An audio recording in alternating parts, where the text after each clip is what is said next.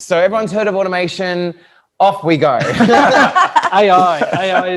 It's a big part of marketing. So I know Mike jumps in. So you start. Look, I've got plenty I can talk about. But I mean, the interesting thing about automation is that we sort of it's not new. It's been around for a while. It's been this huge topic for years now, talking about machine learning, artificial intelligence, and all this stuff that's kind of coming. Computers are going to rule the world.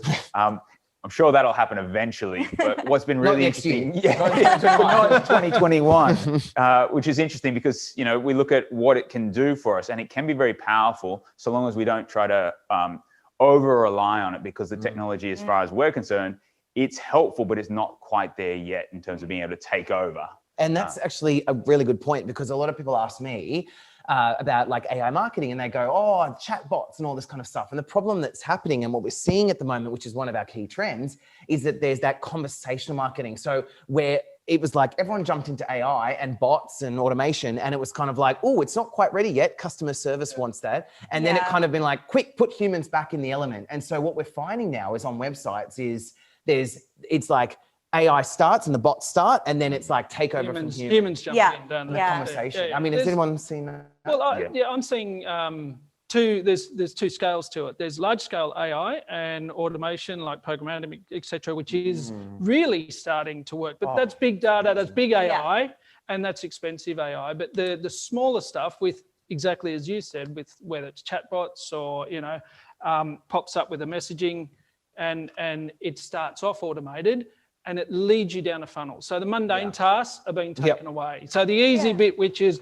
why are you here? What do you want to do? That's working reasonably well. And it's guiding customers quickly to a destination.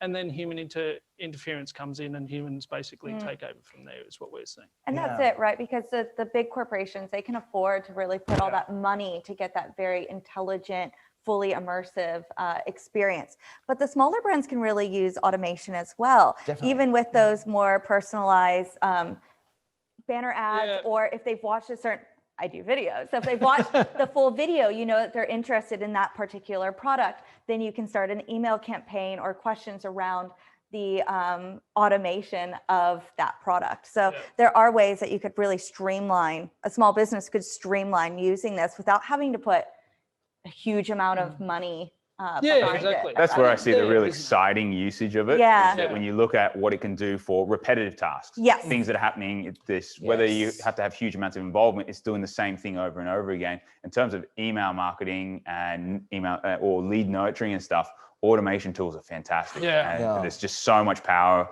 and it just reduces down the workload on the business while still providing great value to the customer. The key thing is, just like chatbots, is working out at what point do you stop having the system do all of the work for you, and you start to get human intervention in there, so that you can continue to actually have proper personal conversations. And one thing I would preface that is make sure that AI actually benefits your business. This is like I was working with a client today, and it was a real estate agency, and they were using automation to follow up their appraisal. So when they went to a client's house and they were checking out their appraising their home, then an automation email was sent to them with all the details already auto filled. And that's value add, because they've actually seen over the last couple of months that they've been closing a lot more sales, simply because the agent doesn't even leave the door.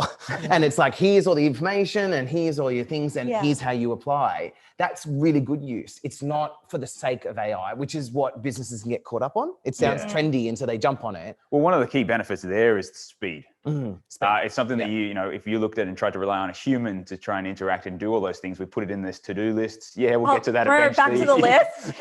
The list of everyone. Well, they contacted me a week ago, so I need to go back now. I mean, that's where small and medium-sized businesses can just really excel from automation, because they can have those initial touch points now. Well, it allows you to scale in terms of your service and what you're doing. That bigger businesses normally can handle all of that stuff, and small businesses couldn't. But when you implement these things with software now, that's really quite cheap in terms of and that's really affordable. And that's because this is going to be a practical discussion. What does that look like? It's like if someone's listening right now and they go, okay, how do we implement AI? What's the best sort of starting approach? I mean, Mike, you do a lot of this. AI is probably a little bit of a different story in terms of automation from what we would use. So a really easy one that we implement. To start with that before you do. There's a difference between automation and AI. Yeah. AI is learning. Automation is when you're programming Things to specific tasks, Yeah. repetitive tasks, and you're automating them, taking out the human element, and you're actually getting to a fast tracking a conclusion of where the customer wants to go. Yeah, Basically. well put. Nicely Yeah, I was articulated. That's it. Thanks. So from using automation within your marketing efforts and stuff is brilliant. And we use like Active Campaign as one of our ones that was sort of as a go-to because it allows so much automation capabilities. It's very low cost for what it is and allows you to manage your deal pipelines. So you can take into consideration lead opportunities, how much that, as they warm up and how they interact, and then you can set up all kinds of if-then sort of situations. You can integrate with so many other systems that just makes for a more seamless experience for a customer that kind of comes on board. Whether you use that from as simple as a newsletter, getting people to sign up, and then sort of doing a few early emails to them in sort of an automated sequence, right through to real estate, and you get people's details that come in, or someone that comes into a shop and you gather their details and then you set up an automation flow. They're really, really powerful tools that are so easy to implement. I mean, we use that in our own business with Active Campaign, and we have very specific funnels. So if it's a financial services company who came through, we have 5 touch points that are all around our financial services marketing.